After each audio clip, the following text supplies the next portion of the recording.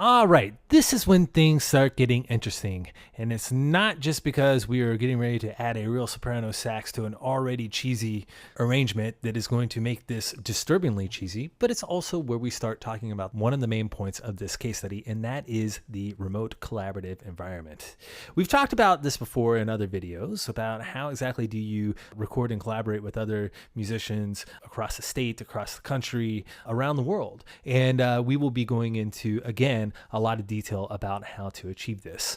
Now, I want to just give you 3 of the main things that we are going to need in order to make this happen from the project end. First of all, we are going to need to create some sort of reference track for the saxophone player. So we are going to create a MIDI track of the melody and have that within the arrangement. They will, of course, be able to take a lot of poetic justice with it and add any sort of embellishments as they see fit, which is great. But this is mainly just as a guide, all right? The melody is very simple. The chord progression is very simple. However, it is important to leave nothing to chance because, again, there's a lot of deliberate steps that were taken in order to achieve not only something from a compositional standpoint, but from an arrangement standpoint to make this easily loopable and rearrangeable. So another thing that we'll want to have ready, and we already do have this ready, you saw it, is the chord progressions with kicks. This is very important because we do not want to leave any rhythm up to chance. Again, the reason that we want the rhythm to be solid within those transitions is because they are intentional and need to remain that way. The last thing that we will want to send also is the reference track without the melody. So once the saxophone player has all of the melody down and ready to record, they can put that backing track into their own digital audio workstation, record the saxophone track on a separate track, and then send that one back to me. So we will go through each one of these steps. So let's go ahead and hop back over to the project and go over a few of these details, starting with setting up that MIDI track for the melody. Very, very simple to do. All we're doing is adding a software instrument track. There's a soprano sax preset already, so that is good to go. To be honest with you, the hardest part about this is keeping a straight face while you're playing.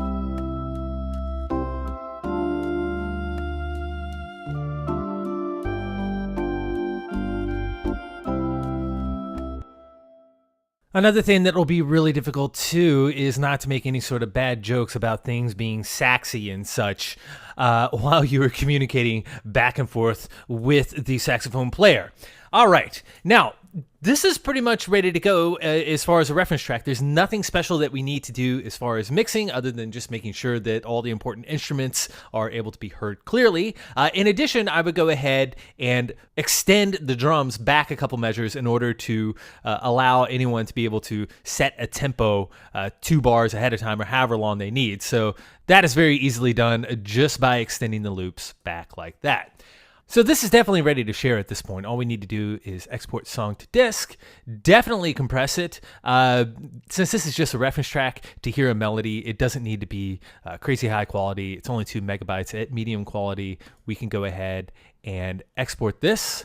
I will go ahead and do that now. Another thing that we will need too is the track without the melody. Remember, that is supposed to be the track in which the saxophone player will play against. So what they will do on their end is import that track into their audio workstation and then record the saxophone on a separate track. So in order to create one of those, all you need to do is just mute the soprano saxophone and still leave everything else as is. It'll give them a 2-bar count in with those amazing drums, and then we can just share this back out. The quality on it, I would go ahead and make it higher, or in fact, what I would do is do no compression in this case. And the reason is because AIF is a fairly standard format, and this is the most important track being sent out right now. So go ahead, leave it uncompressed. It's not that big of a deal. The other reference track is compressed a lot, and the potential file size that we could have been dealing with has been cut down by half. Now here are the 2 tracks that we exported. It's a good idea when sending these off to just combine them into one file. A way to do that would be to create a file, drop them in there, and then compress them down into a zip file. That can be done by clicking on a directory, or as you probably know it, as a file that contains multiple files, and then select compress the file name. So in this case, compress audio files. At that point, we are not saving a ton of space. I mean, it's still 31 megabytes as opposed to 33 megabytes. However, what this does is that it puts it in one nice package that will travel well via YouSendIt or whatever other type of service you're using. Now, you have a couple different options when sending this off. And remember, we do not want to send this by email because chances are the email that this would be going to has a file size limit, and 31.2 megabytes is a very large file. Okay, a lot of email services put the cap at 5 megabytes. So all we want to do is to be able to put this somewhere in the cloud and then send a link. Again, you could use an FTP service and use an FTP client such as Fetch and do everything by hand. That is a really good way to do it. If you want to coordinate using Dropbox, that is another great service. All you do is just drag and drop to a folder, and then it syncs that folder with the recipient. The only problem with that is that you are getting to the point where you need to manage storage, because if they drop something in that's really, really large and you're not aware of it, your hard disk space ends up getting eaten up by these other files. Whereas this one, with something like YouSendIt, another one is get.it. It's get.it. That's another service that you can just upload something to the cloud. A link is generated and then it is sent to a recipient. So in this case, I'll just use YouSendIt. They have a desktop application. It's way, way cool. Very simple to use. All you're going to do is put in an email address. I'll just put in mine. And then you drag and drop the zip file into the queue. You're able to put in a subject. You can put up to 100 characters in a message.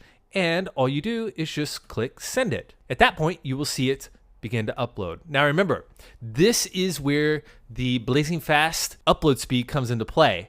You see right here, I have a 29 megabyte file that's being sent up to the cloud pretty quickly at 4.32 megabits per second. So what does all that mean? Well, I can tell you this. If I had my old internet connection, which had an upload speed of 0.25, this would not take 1 minute. This would end up taking 20 to 30 minutes, which would end up being a waste of time. So at this point, the recipient is going to receive a link within seconds of this being done. There you go. It's done. I've had some sort of contact with them. They are expecting it. They can now get to work. Now, let's go ahead and talk about what is going to happen on the saxophone player's end. Now, on the sax player's end, they will get an email that looks like this. All they need to do is just click on the link. It will take them to YouSendIt, at which point they can download that zip file. Once the zip file is downloaded, all they need to do is uncompress it, and then both of those tracks are available. So all they'll need to do is open up whatever they are recording with. I'm not sure exactly what the saxophone player used in order to record, but let's pretend that it was Logic. They would just need to create a new project and simply drag the backing track into the project. At that point, most likely what will happen on their end is that the track will be imported with waveforms intact, ready to go. So let's play this. There you go. You hear the count in and that lovely electric piano. So all the saxophone player would do is record the melody on a separate track and then solo that track with the melody only and export it, bounce it, whatever their audio program calls it, and then send me that solo track. In theory, what happens is that all I need to do is just drop that back into my project. So let's go back to how I'm working on my end. All right, on my end, assuming that everything went according to plan, all I need to do is just take the file that was sent back to me and drag and drop it into GarageBand. At that point, a new track will be created and the soprano sax will be dropped in to the project. All I need to do is just drag it back to the beginning and technically everything should line up. Let's just give this a listen to make sure. All right, there you go. See, it lines up perfectly. Very little editing will need to be done. Of course, we will need to tweak a few things as far as getting to the sound exactly the way we want it. There will be a fair amount of processing that we'll need to do too, just like with any sort of woodwind instrument. So that's it as far as tracking sax. We have the basic track down. We will go into a lot more detail about what we need to do in terms of processing and editing later on, but let's go ahead and talk about adding the final touches to the tracks in the form of overdubs.